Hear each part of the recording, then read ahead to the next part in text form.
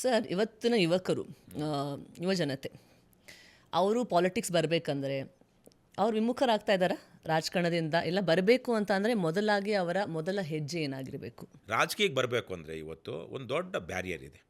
ಇವತ್ತು ನಮ್ಮ ಕರ್ನಾಟಕದ ಮಟ್ಟಿಗೆ ಹೇಳ್ಬೋದಾರೆ, ನಾವು ದೇಶದ ಬಗ್ಗೆನೂ ಹೇಳ್ಬೋದು.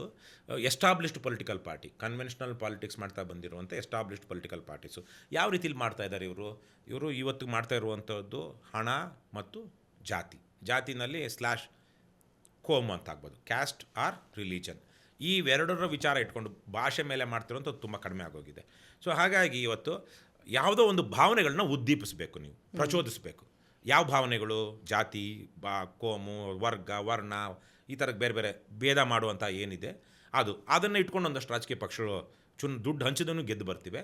ಇನ್ನು ಬಹುತೇಕವಾಗಿ ಮನಿ has become A biggest leveller. ಈಗ ದುಡ್ಡಿದ್ದರೆ ನಾವು ಗೆಲ್ಲಬಹುದು ಅಂತ. ಸೊ ಆ ತರಹದ ಎಮೋಷನ್ಸ್ನ ಪ್ಲೇ ಮಾಡೋದಕ್ಕೆ ಇಷ್ಟ ಇಲ್ದಿರುವಂಥವ್ರು, ಅಥವಾ ಆಲ್ರೆಡಿ ಆಗ್ಬಿಟ್ಟಿದೆ ಅಂಥವ್ರು ರಾಜಕೀಯಕ್ಕೆ ಬರೋದಕ್ಕೆ ಇಷ್ಟಪಡಲ್ಲ, ಅಥವಾ ನಾವು ಅದು ಮಾಡೋದಿಲ್ಲ ಅಂತ.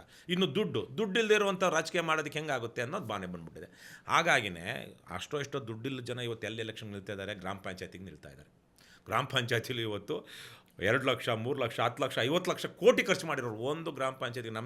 ನಮ್ಮ ಊರಿನ ಗ್ರಾಮ ಪಂಚಾಯತಿನಲ್ಲಿ 75 ಲಕ್ಷ ಖರ್ಚು ಮಾಡಿದ್ರು ಗೆಲ್ಲೋದಕ್ಕೆ, ಕೇವಲ 400 ವೋಟರ್ಸಿಂದ ಓಟ್ ಹಾಕ್ಸ್ಕೊಳ್ಳೋದು. ಅದೇ ಕಷ್ಟ. ಸೊ ಹಾಗಾಗಿ ಅಂದರೆ ಯಾರು ದುಡ್ಡಿರೋರು ಅಥವಾ ದುಡ್ಡು ಚೆಲ್ಲಬಲ್ಲವರು, ಅದನ್ನು ದುಡ್ಡು ಚೆಲ್ಲಬಲ್ಲವ್ರು ಯಾರು? ಯಾವುದೋ ನ್ಯಾಯವಾಗಿ ದುಡ್ದಿದ್ದು ಸಣ್ಣ ಪುಟ್ಟದವರು ದುಡ್ಕೊಂಡೇ ಬಂದಿದ್ದರೆ ಅಷ್ಟು ಆ ಥರ ಖರ್ಚು ಮಾಡೋಕ್ಕೆ ಇಷ್ಟಪಡೋದಿಲ್ಲ. ಯಾವುದೋ ಒಂದು ಅಕ್ರಮ ಮಾಡಿರ್ತಾರೆ, ದಂಧೆ ಮಾಡಿರ್ತಾರೆ, ಮಾಡಬಾರ್ದು ರೀತಿಯಲ್ಲಿ ಮಾಡಿರ್ತಾರೆ, ದುಡ್ಡು ಮಾಡಿರ್ತಾರೆ, ಅದನ್ನು ಚೆಲ್ಲಿ ಚುನಾವಣೆಯಲ್ಲಿ ಓಟ್ ಕೊಂಡ್ಕೊಳ್ಳೋದಕ್ಕೆ ಬರ್ತಾ ಇದ್ದಾರೆ. ಅದನ್ನ ಎಲ್ಲರ ಕೈಲೂ ಆಗುತ್ತಾ? ಬ್ಲ್ಯಾಕ್ ಮನಿ ಇರಬೇಕು, ಕ್ಯಾಶ್ ಇರಬೇಕು.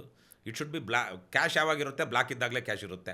ಇಲ್ಲಾಂದರೆ ಕ್ಯಾಶ್ ಆಗಿ ಇಟ್ಕೊಂಡಿರ್ತಾರೆ, ಅದು ಅಕೌಂಟಲ್ಲಿ ಇರ್ತಿತ್ತು. ಸೊ ಹಾಗಾಗಿ ಬ್ಲ್ಯಾಕ್ ಮನಿ ಯಾವಾಗ ಬರುತ್ತೆ? ನೀವು ಅಕ್ರಮಗಳು ಮಾಡೋದ್ರಿಂದ ಬರುತ್ತೆ. ಸೊ ಅಕ್ರಮಗಳು ಮಾಡಿರುವಂಥವರು ಬ್ಲ್ಯಾಕ್ ಮನಿ ಇಟ್ಕೊಂಡಿರ್ತಾರೆ, ಬ್ಲ್ಯಾಕ್ ಮನಿ ಇಟ್ಕೊಂಡಿರೋರ ಹತ್ರ ಕ್ಯಾಶ್ ಇರುತ್ತೆ. ಸೊ ಕ್ಯಾಶ್ ಇರುವಂಥವ್ರು ಎಲೆಕ್ಷನ್ ನಿಲ್ತಿದ್ದಾರೆ. This has become the barrier.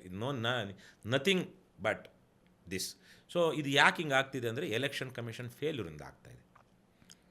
ಇವರೆಲ್ಲ ಚುನಾವಣೆಯಲ್ಲಿ ಹಣ ಆಮಿಷ ಒಡ್ಡಬಾರ್ದು, ಹಣ ಹಂಚಬಾರ್ದು ಅಂತಿದೆ. ಆದರೆ ಹಂಚ್ತಿದ್ದಾರೆ ಅನ್ನೋದು ಎಲ್ರಿಗೂ ಗೊತ್ತಿದೆ, ಎಲೆಕ್ಷನ್ ಕಮಿಷನ್ಗೂ ಗೊತ್ತಿದೆ, ಪೇಪರಲ್ಲಿ ವರದಿ ಆಗುತ್ತೆ. ಇವತ್ತು ಎಷ್ಟು ಸಮಾಜ ದಟ್ಟ ದರಿದ್ರ ಸ್ಥಿತಿಗೆ ಹೋಗಿದೆ ಅಂದರೆ ಗ್ರ್ಯಾಜುಯೇಟ್ಸ್ ಕಾನ್ಸ್ಟಿಟ್ಯೂನ್ಸಿಲಿ, ಟೀಚರ್ಸ್ ಕಾನ್ಸ್ಟಿಟ್ಯೂನ್ಸಿಲಿ ಟೀಚರ್ಗಳಿಗೆ ಹೋಗಿ MLC ಕ್ಯಾಂಡಿಡೇಟ್ಗಳು 5,000, 10,000, 20,000 ಫೋನು, ವಾಚು, ಉಂಗುರ ಇವು ಕೊಡ್ತಾರೆ. ಇವ್ರು ನಿಜಕ್ಕೂ ಇವರು ವಿದ್ಯಾವಂತರ? ತನ್ನ ಓಟನ್ನು ಮಾರ್ಕೊಳ್ಳುವಂಥ ಇವ್ರು ನಿಜಕ್ಕೂ ಮನುಷ್ಯರ? ವಿದ್ಯಾವಂತ ಮನುಷ್ಯರ? ಸೊ ಹಾಗಾಗಿ ಇವತ್ತು ದುಡ್ಡು ಚೆಲ್ಲಬಲ್ಲವ್ರಿಗೆ ಮಾತ್ರ ರಾಜಕಾರಣ ಮಾಡಬಹುದು ಅಂತ ಬಂದಿರೋದ್ರಿಂದ it has discouraged vast majority of the people who are really good, who are who have pro people mentality. So ಇಷ್ಟೆಲ್ಲ ಒಂದು ಬದ್ಧತೆ, ಪ್ರಾಮಾಣಿಕತೆ ಇದ್ರೂ ಎಲೆಕ್ಟ್ರಲ್ ಪಾಲಿಟಿಕ್ಸಲ್ಲಿ ನಮ್ಮ ಕೈಲಿ ಆಗಲ್ಲ ಅನ್ನೋದು this is discouraging lot of people. ಬೇರೆ ಇನ್ನೇನು.